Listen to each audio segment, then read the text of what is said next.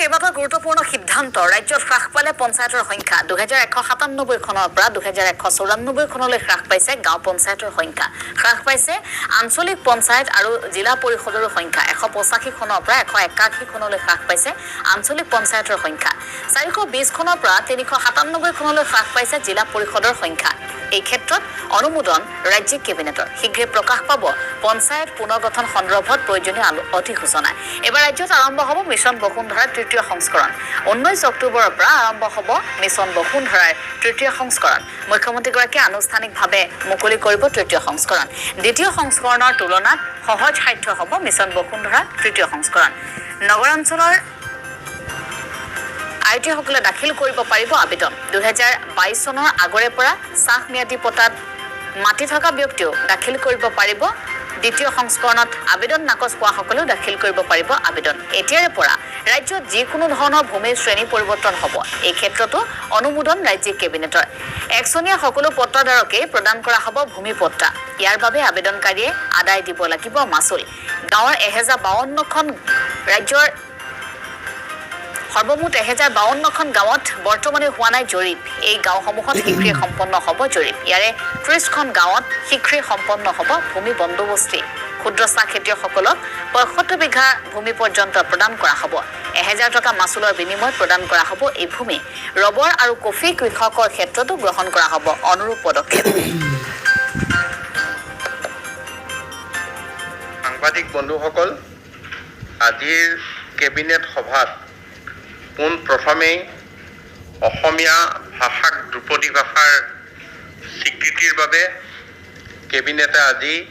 মাননীয় প্ৰধানমন্ত্ৰী নৰেন্দ্ৰ মোদী ডাঙৰীয়ালৈ এক ধন্যবাদ সূচক প্ৰস্তাৱ গ্ৰহণ কৰে আৰু এই ধন্যবাদ সূচক প্ৰস্তাৱ প্ৰেৰণ কৰিবলৈ সিদ্ধান্ত কৰে ইয়াৰ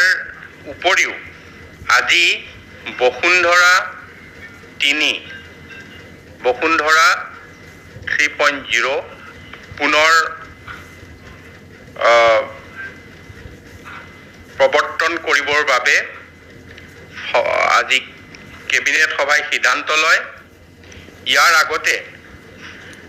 2021 চনৰ 2 অক্টোবৰ তাৰিখে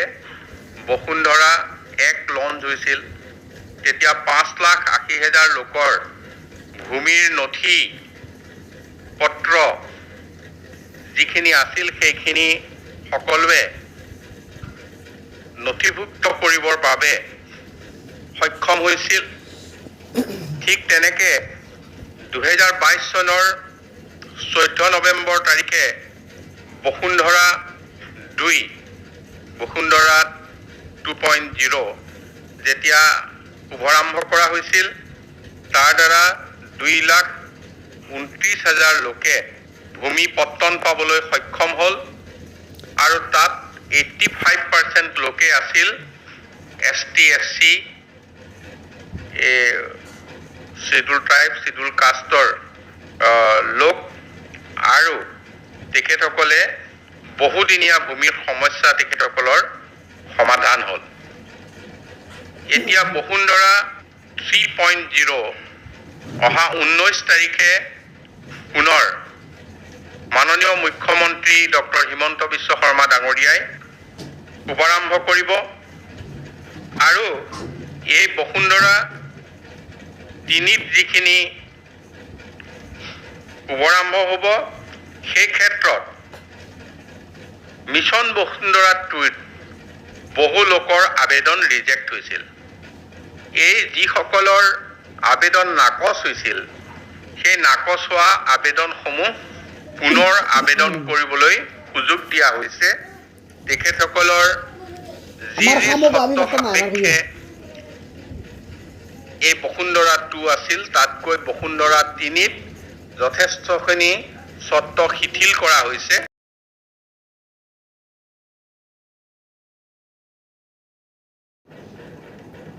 গ্ৰামদান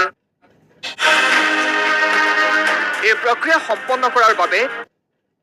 ধৰা অদূৰ ভৱিষ্যতে ৰাজ্যত নাইকিয়া হ'ব ভূমিপট্টাৰ সমস্যা ভূমিৰ শ্ৰেণী পৰিৱৰ্তনতো অনুমোদন কেবিনেটৰ ভূমিপট্টা সম্পৰ্কীয় প্ৰায় সকলো ধৰণৰ সমস্যাৰ পৰা মুক্ত হ'ব ৰাজ্য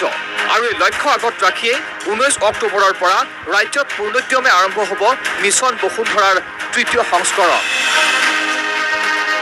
এই প্ৰক্ৰিয়া সম্পন্ন কৰাৰ বাবে ইতিমধ্যে প্ৰয়োজনীয় অনুমোদন জনাইছে ৰাজ্যিক কেবিনেটে আৰু বসুন্ধৰা 3 অহা 19 অক্টোবৰ তাৰিখে লঞ্চ হ'ব সেইদিনাৰ পৰা ক্ষিপ্ৰ গতিৰে এইখিনি আগবাঢ়ি যাব পাৰিব সেইমৰ্মে মিছন বসুন্ধৰাৰ তৃতীয় সংস্কৰণে সামৰি ল'ব মিছন বসুন্ধৰাৰ দ্বিতীয় সংস্কৰণত নাকচ হোৱা আবেদনসমূহো আৰু বসুন্ধৰা 2 যিসকলৰ আবেদন নাকচ হৈছিল সেইসকলে পুনৰ ইয়াত এই সুবিধাটো পাব বহু অনুষ্ঠান প্ৰতিষ্ঠান যিসকলে আজি মাটিৰ স্বত্বৰ পৰা বিৰত হৈ আছে সেইসকলৰ বাবেও এই মাটিৰ স্বত্ব পাবৰ কাৰণে চৰকাৰে আজি এক গুৰুত্বপূৰ্ণ সিদ্ধান্ত লৈছে কেৱল সেয়াই নহয় ন্যূনতম প্ৰিমিয়ামৰ বিনিময়ত ভূমিপট্টা লাভ কৰিব একচনীয়া ভূমিৰ পট্টাদাৰসকলেও আমি যিটো একচনীয়া পটা বুলি কওঁ এই পটাটো পৰা সকলোকে মুক্ত কৰি সকলোকে ম্যাদী পটা দিয়াৰ সিদ্ধান্ত কৰা হৈছে এটি সামান্য প্ৰিমিয়ামত গাঁৱত 450 টকা দিলেই এবিঘা মাটি একচনীয়া পটাৰ পৰা ম্যাদী পটা হ'ব চহৰত হ'লে 1% অফ জোনেল ভেলু মিছন বসুন্ধৰাৰ তৃতীয় সংস্কৰণে সামৰি ল'ব চাহম্যাদীত বসবাস কৰা সকলকো চাহম্যাদী মাটিত আমি ম্যাদী পটা দিবলৈ সিদ্ধান্ত কৰিছো কিন্তু সেই সকল লোক 2022 চনৰ আগৰ লোক হ'ব লাগিব ভূদান গ্ৰামদান যি এনে ধৰণৰ মাটিত ইতিমধ্যে বসবাস কৰা হৈছে তেখেতসকলকো আমি পটা দিয়াৰ সিদ্ধান্ত কৰিছো সামৰি ল'ব নগৰাঞ্চলৰ ৰায়তীসকলকো নগৰ অঞ্চলৰ যিসকল ৰায়তী আছে তেখেতসকলক মাটিৰ অধিকাৰ দিবলৈ ইয়াত আমি